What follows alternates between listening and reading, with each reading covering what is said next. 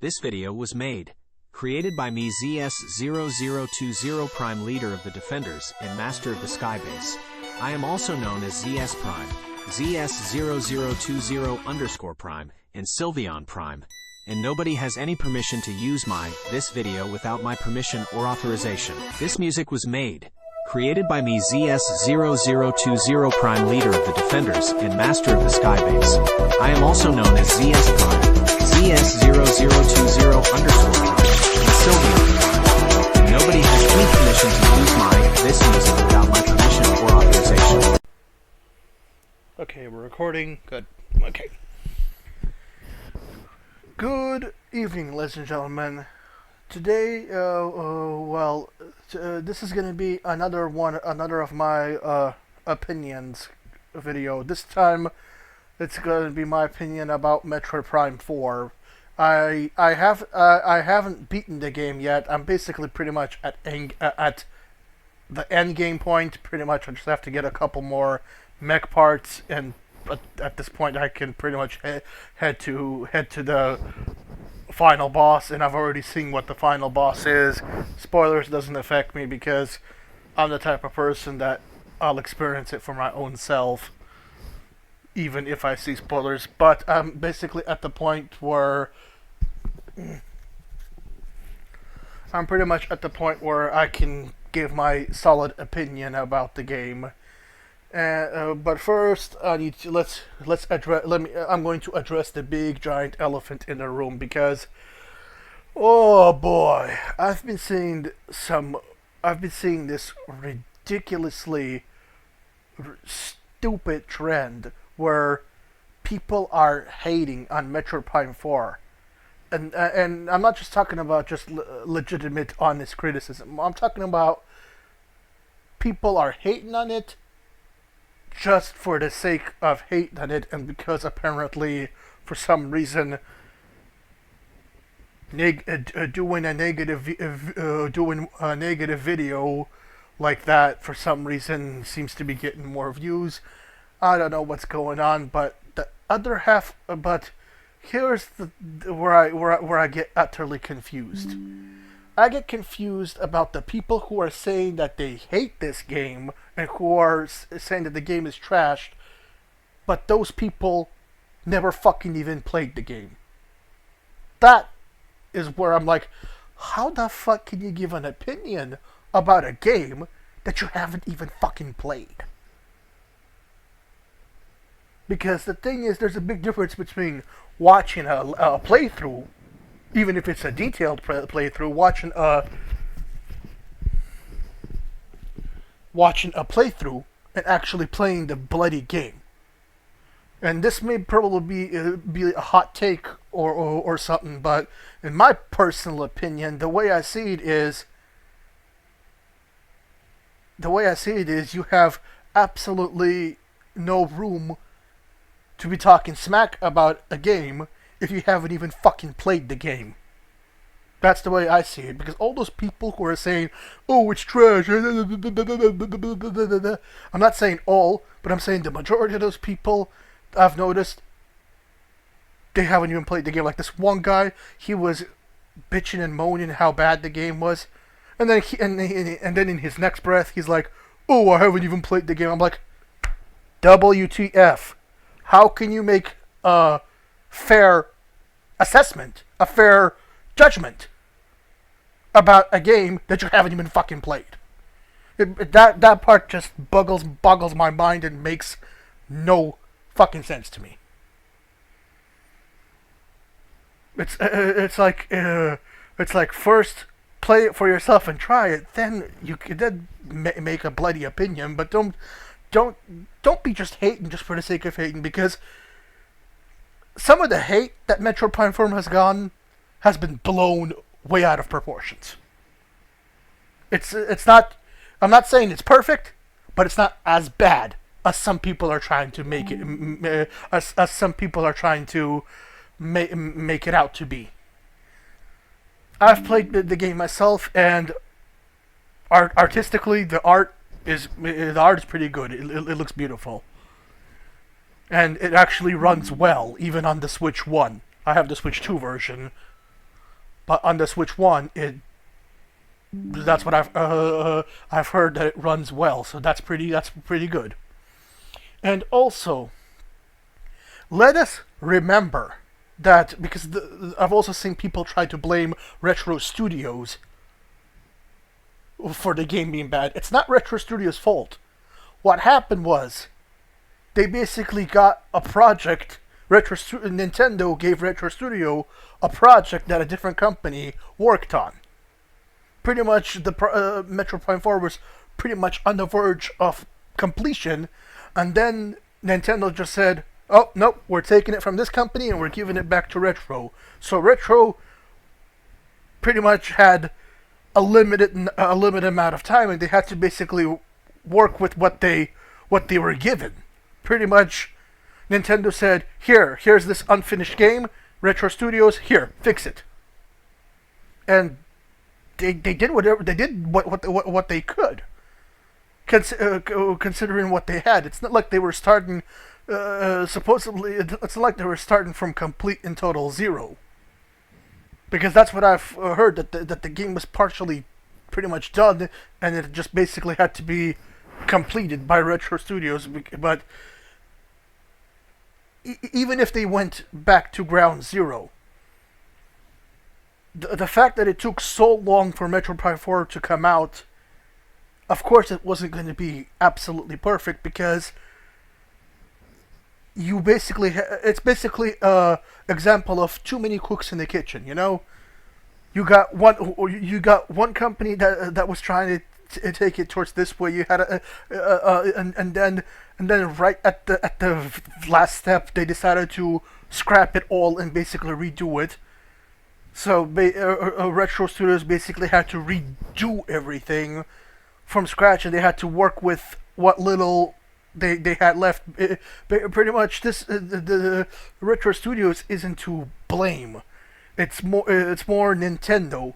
It's more of Nintendo's fault, because at the last minute they decided to change their mind for one reason or the other. And personally, I would love to see what the unfinished project was. Because I would love to understand Nintendo's thought process of why Metroid Prime 4 was scrapped and then restarted basically from ground, basically restarted again, and why the sudden switch. Like, the game was, what I heard is the game was pretty much almost finished, and then at the last possible minute, Nintendo decided to say, "Oh no, we don't like this. We're gonna give it to Retro Studios." And that's what I'm trying to figure out, is what was so bad about that version of Metroid Prime 4 that it had to be restarted. That's what I'm curious. That's the ultimate burning question: is how bad was it? Because how bad really was it for Nintendo to basically say we're pulling the plug and Retro Studios, and give it to Retro Studios to basically essentially fix, or try to fix.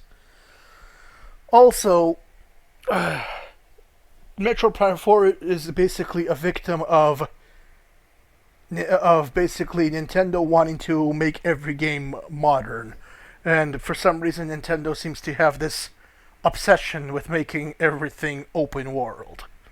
For certain things it works, for other things the open world thing doesn't work. And for a game like Metroid Prime,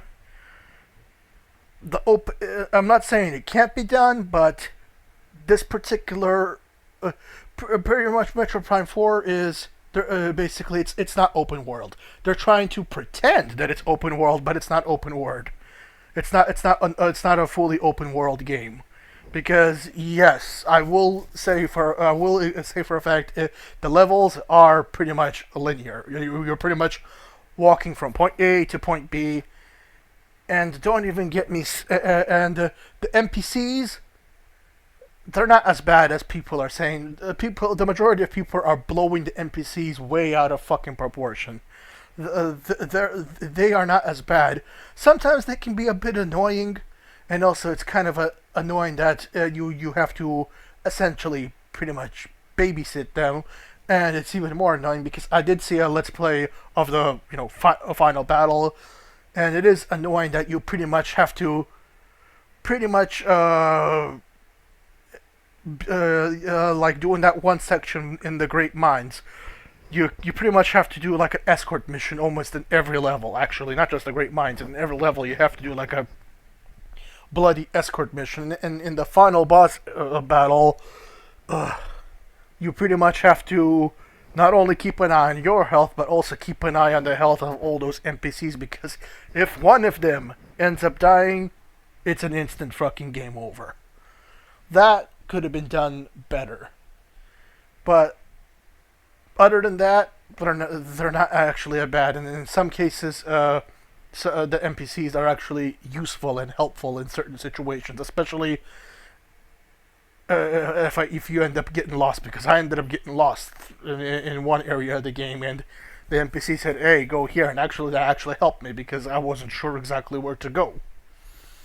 Because yes, the desert is vast, but it's also very easy to get lost if you don't know exactly where you're going. Because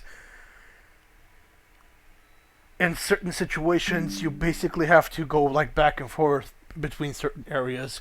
Because don't get me started about the freaking beam shot upgrades.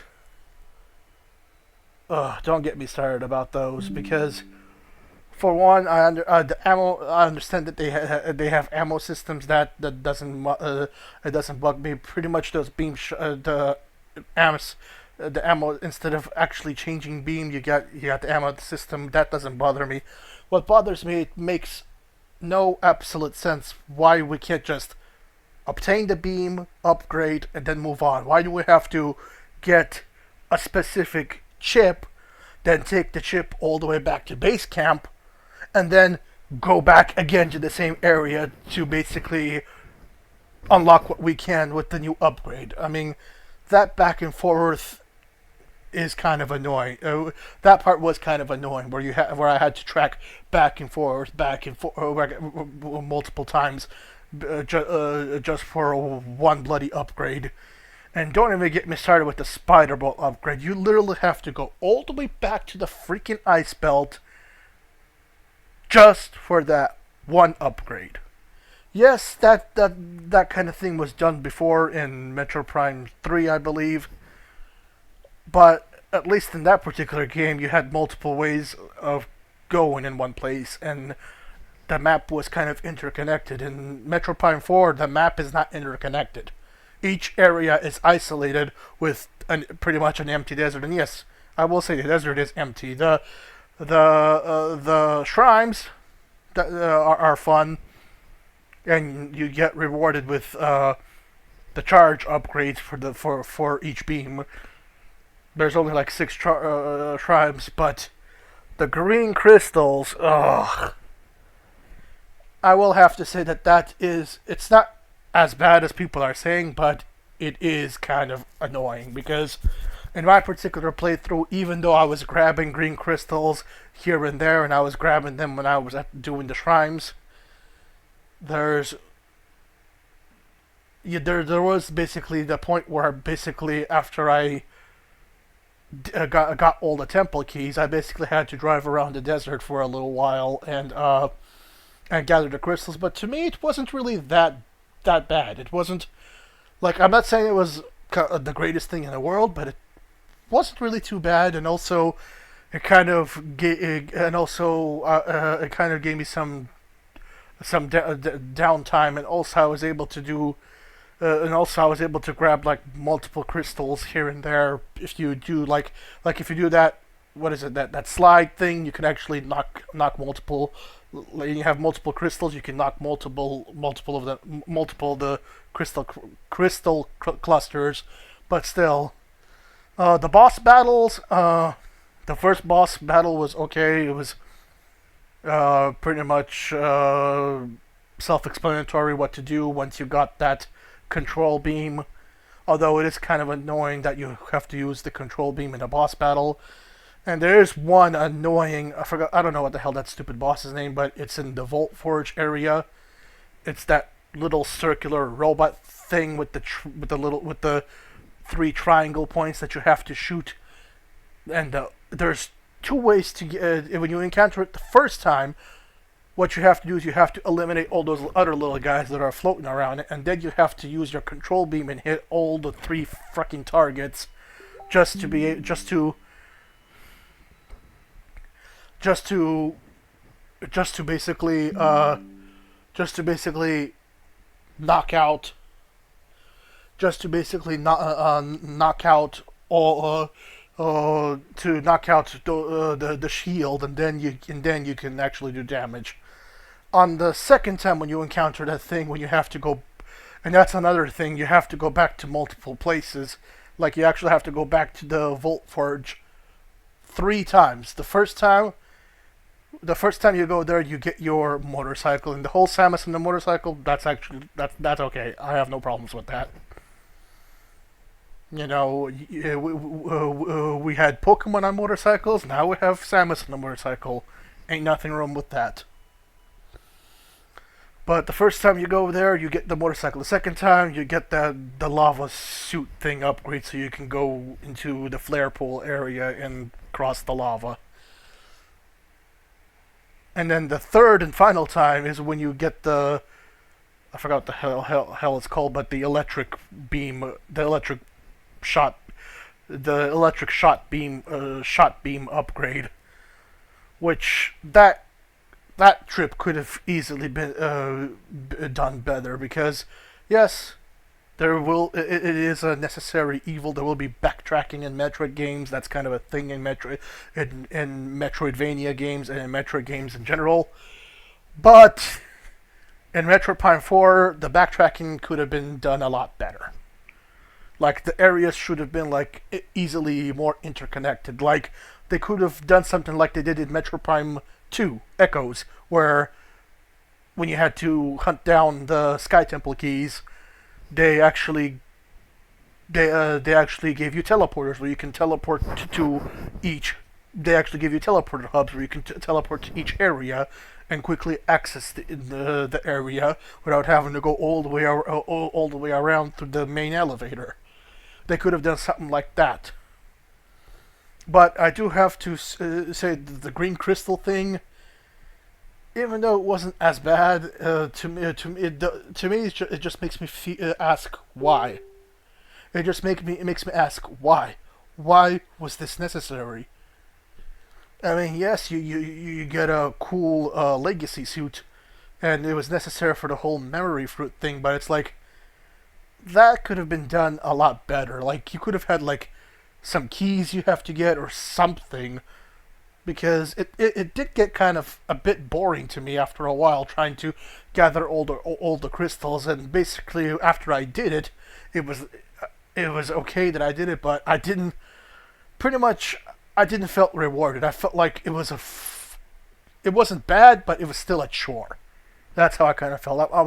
Because at the end, after driving around the desert for a couple hours, I was like, okay, I'm pretty much over this whole green crystal collecting thing.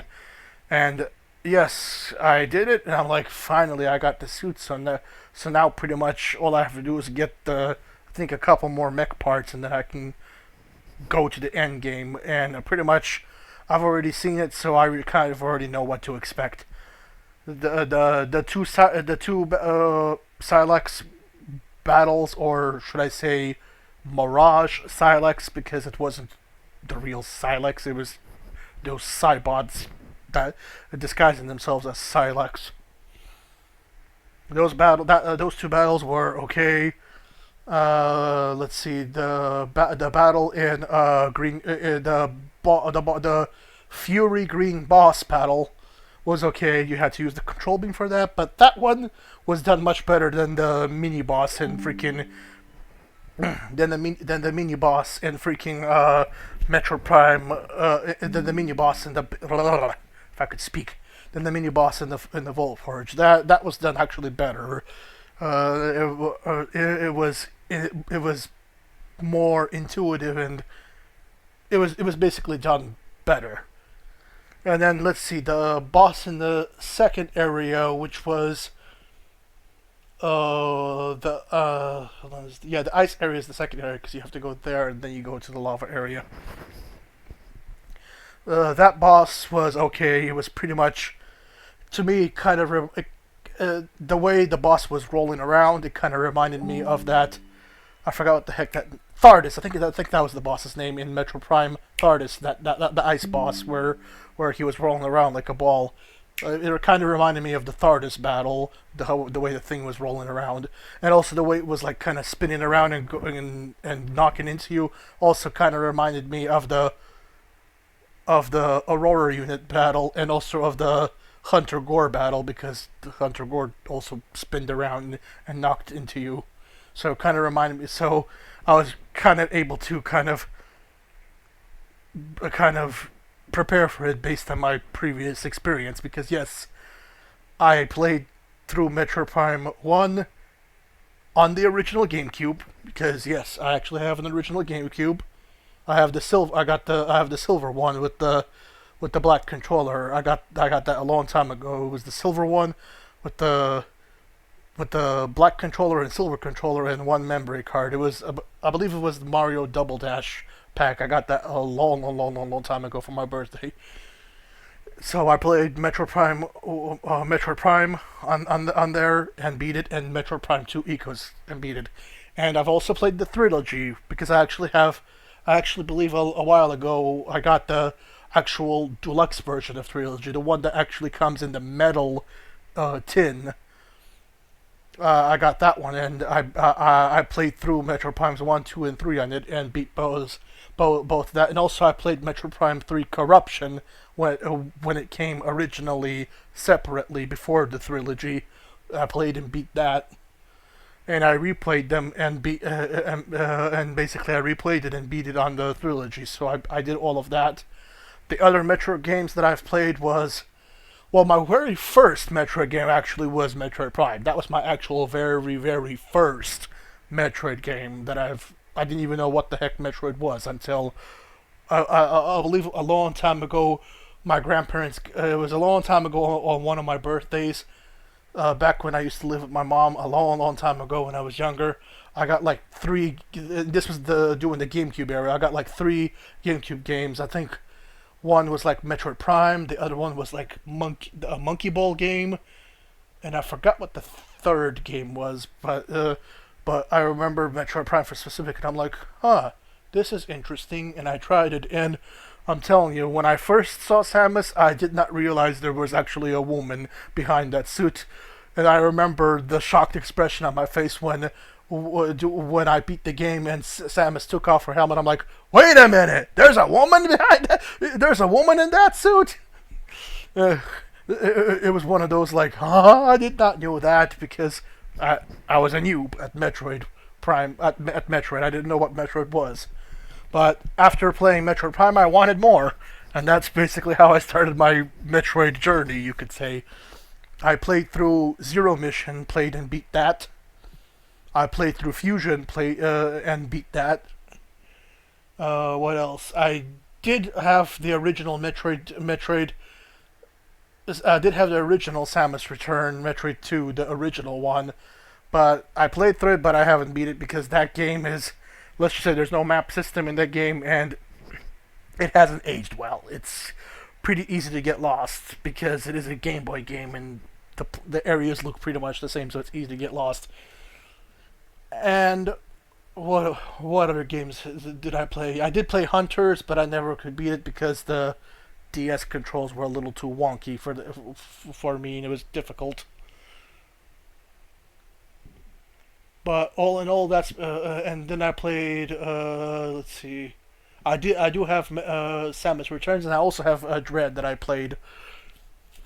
So yeah, so that's basically my Metroid journey in a nutshell. But from all the Metroid experience I had, I was able to kind of put it to the test. So that was my ice. So with the ice boss, that was kind of how I was able to kind of defeat it by kind of remembering my Thardus battle and remembering the battle with Gore, and also the Aronia. It also did the weird spinny thing where it knocks into you. And then the flare pool battle, that one was a bit. It was a. Let's just say it was a trial and error moment, because I did not realize that you actually had to use the control beam to deliver the final blow to the boss. Because I didn't die actually on that one. And surprisingly, I didn't die on the first boss of Metroid Prime 4, or the second one, or the third one. I was somehow able to figure it out after reading through this account. I'm like, wait a minute, and then I launched the control beam. I'm like, oh, so that's how you defeat it. So I was able to do that. It was the fourth boss, the one in the Great Mines. That boss. Oh, that boss. Whew, that boss was almost the end of me. Let's just say there was a lot of. Let's just say I did defeat it, but there was a lot of cursing involved, because the free aiming. Let's just say it's not that easy. Even with a pro controller, it wasn't that easy, because the way that boss works is you have to shoot. It's like it's when it's jumping on the walls and crawling around the walls. You have to shoot. It's like it's arms, and it's kind of hard to really get in there. You have to kind of because when you try to shoot it, and when you try to kind of, as soon as the thing stops, it tries to shoot at you, so you kind of have to bob and weave and dodge. And then, after you shoot it in the arms a couple of times, then you can hit the weak point. But that boss actually trolled me. That boss trolled me. Because there's like an instance where it has a tiny bit of health left. It looks like it's dead, but in reality it isn't dead. It got me once because I wasn't like paying attention to the health bar, because I was too busy trying to defeat the boss. And then I'm like, wait a minute, is this thing actually dead? What's going on here? Do I have to do something else? And then as soon as I get close enough, that fucker grabs me. That fucker grabs me and drains my health, and that was basically where I got my first actual official game over. Yes, my official first death was in the fourth in the Great Mines area, fourth boss battle. But after a lot of trial and error and a lot of cursing involved, I was able to defeat that boss. And oh boy, that boss. Let's just say that boss is not easy. But overall, I did actually had fun in Metroid Prime 4. The bosses, some of them were okay, some of them were challenging, and some of them were kind of rage-inducing, because I just can't believe it that I got trolled by that. What was it called? I think it was called Omega Griever or something like that. I can't believe I got trolled by that boss. That was like a total dope moment. Because later when I was watching somebody doing a let's play of that boss, I could and I look up in the health bar area, and I'm like, wait a minute, you can see the health bar. I'm like, how the fuck did I not see that? Dope. It was basically a total dope moment. A dope moment on my part, but bloody notifications. But I was able to get past it, and yeah, that boss definitely gave me a run for my money. And some of the other areas did make me head scratch. Some of the other mini bosses and stuff did make me scratch my head. And the lore is okay. The psychic stuff is okay. Samus can now use psychic powers. Okay, that's interesting. And some of them psychic mechanics is pretty interesting. The psychic glove is kind of pretty interesting, but it's pretty much the psychic glove is pretty much Metro Prime 4's way of doing the whole actual motion control things without doing the motion controls. And yes, actually, I believe you can do gyro if you can play on the gyro controls, and you can play. Ugh, my nose. and you can play on the mouse mode. I just used the regular Switch 1 Pro controller because at the time I had just my Switch 1 Pro controller. This is before I got my Switch 2 controllers. Switch 2 Pro controllers. So there was that. I just went with the regular dual stick mode because I didn't want to mess with gyro. Gyro doesn't really work when you're trying to kind of move around because it's very, very sensitive. If you move around, you may end up, and also kind of made me dizzy because it was moving too fast. So I just used the regular thing. The mouse controls, I didn't really have a good place to use the mouse controls. Also, I rarely use my actual Joy-Cons. I mostly play on my Pro controller because even with the Switch 2 Joy-Cons, they are slightly bigger, but still the actual Pro controller feels more comfortable in my hands because I have some pretty big hands. The Switch 1 Joy-Cons are too tiny for me. That's definitely for sure. The Switch 2, they're an improvement. They're bigger, but still, the actual Pro controller feels better in my hands because, like I said, I have pretty big hands. I mean, like, look at this. My hand is like almost the same size as my face. Although you can't really quite tell with the camera perspective because I'm way back here. The camera is way over here, and I'm way over here. But anywho, I had fun. Is Metroid Prime 4 a really bad game? No, it's not bad. Is it great? No, it's not great either. It's okay. That's what I'm going to say. In my opinion, and this is my opinion, Metroid Prime 4 is okay. It's not bad. It's not good, but it's okay. Like, I had fun with it, and that's what it all boils down to at the end of the day. If you like the game and you have fun with it, that's what truly matters at the end of the day.